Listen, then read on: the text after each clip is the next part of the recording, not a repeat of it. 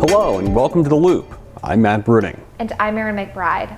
For the second week in a row, we're talking about an ODOT crew being struck while on the job. A crew working on US 30 in Crawford County was hit by a semi-truck last Wednesday. One of the workers was flown to a Columbus hospital and later released. You can see the aero board they were pulling pinned up underneath the truck.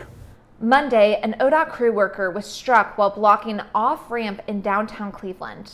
He was taken to the hospital with an injury to his arm. And just before 1 a.m. Wednesday, an ODOT crew working along I-490 in Cleveland was hit by a vehicle. A few hours later, an ODOT pickup truck on US 224 in Putnam County was struck as the employee was out placing signs for a work zone.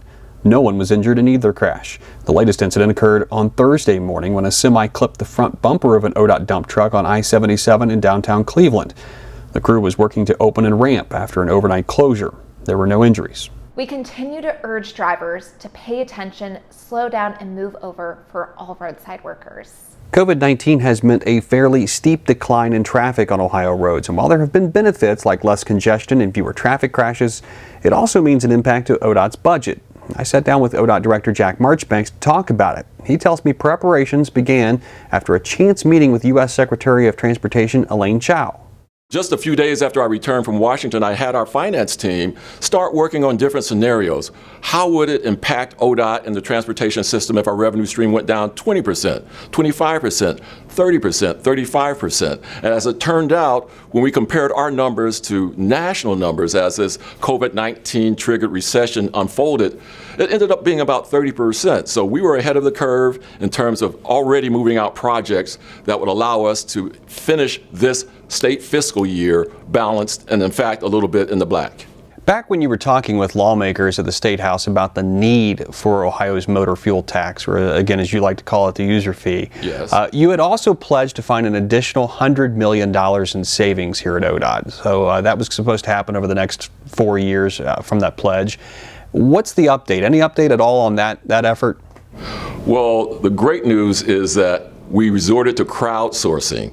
With ODOT, I've seen in the past that our people are endlessly resourceful. They have a great ingenuity just bred into them. So we went to the people of ODOT and we received up to date right now 1,200 ideas. 70 of them are implementable, and we are in the process of either implementing them or already have implemented them, and it is saving us $30 million. So that pledge to the Ohio General Assembly a year ago to find $100 million in operational savings has never been more timely or urgent. So we are excited that we are moving forward. We're over 1/4 of our goal realized here just a little over a year into the process. Really appreciate the director taking some time to answer some of our questions. We need a little positive news. Artists in Columbus transformed an abandoned overpass over I-70 and 71 into a mural with a positive message. We are stronger together. I feel like it's a message that it's not just for a singular thing, it's for everybody at any point in their lives. Mandy and several other artists got permission from ODOT to create the mural after spending several days laying out the design. The artist used 50 gallons of paint and 17 hours of work to complete the 400-foot mural. The structure, which was abandoned back in the 1980s, is actually slated to be taken down next year. The whole process and the project and the people involved were just absolutely perfect.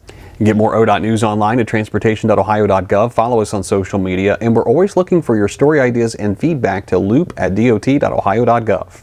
And now, you're in the loop.